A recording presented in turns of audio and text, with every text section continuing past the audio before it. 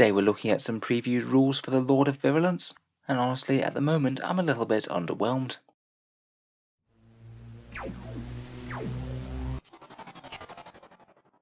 Hello and welcome back to Auspex Tactics, where we've been covering the news of the Death Guard releases as they've been coming out. Today I thought we'd just take a quick look at two of the rules that we've seen leaked for the Lord of Virulence, the nice new Terminator character for the Death Guard with his Plague Spewers and Power Fist. So the Lord of Virulence we know is 120 points, and just from the war gear that we can see alone, we know that he's going to be a respectable close-range combatant. He's got a twin Plague Spewer that should melt through some hordes, and with what looks like a Plague Weapon Power Fist in his other hand, he's going to be fairly respectable there as well. In the background, he's supposed to have an affinity with artillery and plague weapons, so in all honesty I was hoping that he might have some sort of synergy with demon engines, maybe being a dedicated buffing character for them. We know they're unlikely to get any other aura buffs when the Death Guard Codex comes out, seeing as it's pretty certain that they won't be core units, being big heavy vehicles.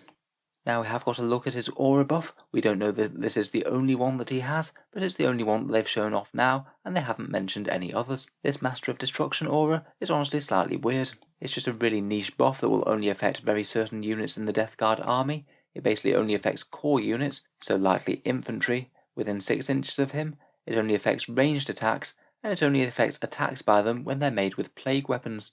So for every core unit of Death Guard within 6 inches of him, when they make a ranged attack with a plague weapon, an unmodified wound roll of a 6 will cause the attack to be better by AP -1.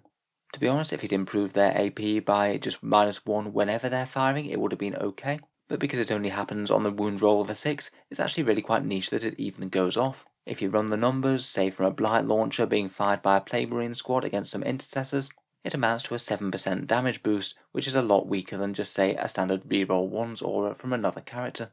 It's kind of even more underwhelming because no core unit has 100% ranged plague weapons, so this very small buff will only be applied to a few of the special weapons within the squad.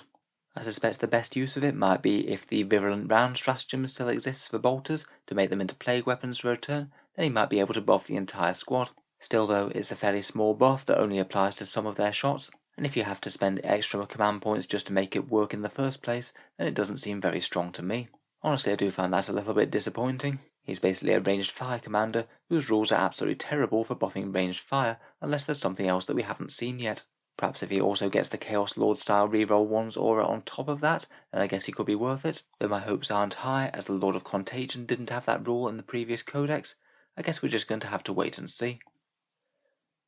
The other previewed rule that they showed off today was Blight Bombardment. This one's one of the new stratagems from the Death Guard Codex, and it costs either 2 or 3 command points. I think the imagery of this one is really quite cool, though it does have the potential to be fairly easily dodged by your opponent if they really care that much. Basically, you can use this if you have a Death Guard Warlord in your army, and you select one point on the battlefield and place a marker on that point.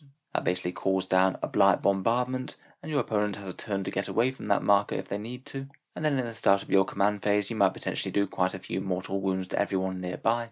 It affects everyone within 6 inches of the marker, and on a 2 to 6 you get D3 mortal wounds. You add 1 to the roll if the squad is infantry, and subtract 1 if they're a character.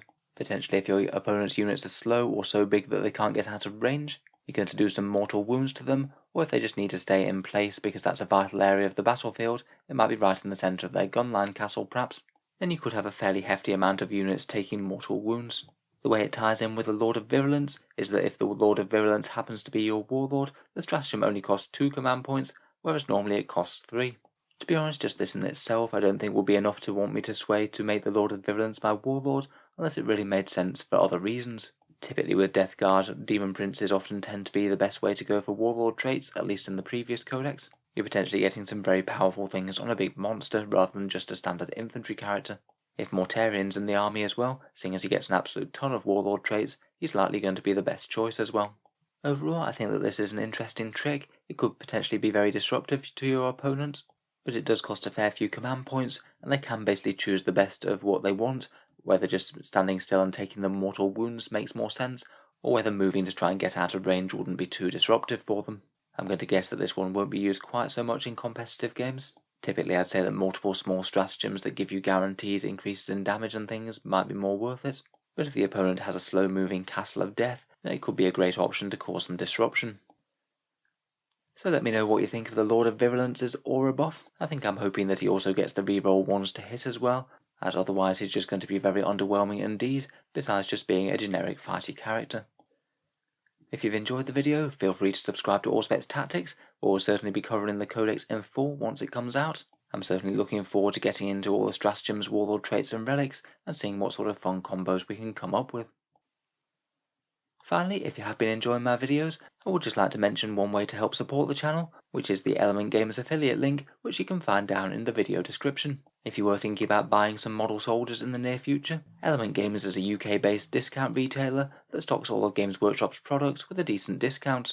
If you were thinking about ordering in something soon, then you could consider clicking down on that link below before you make an order, and it doesn't cost you any more, but a small amount of money goes to help support Auspex Tactics.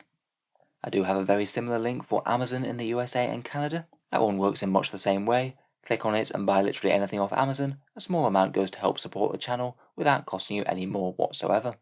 A massive thank you to you guys who have been using those links. It is really nice, and it does help to keep these videos coming.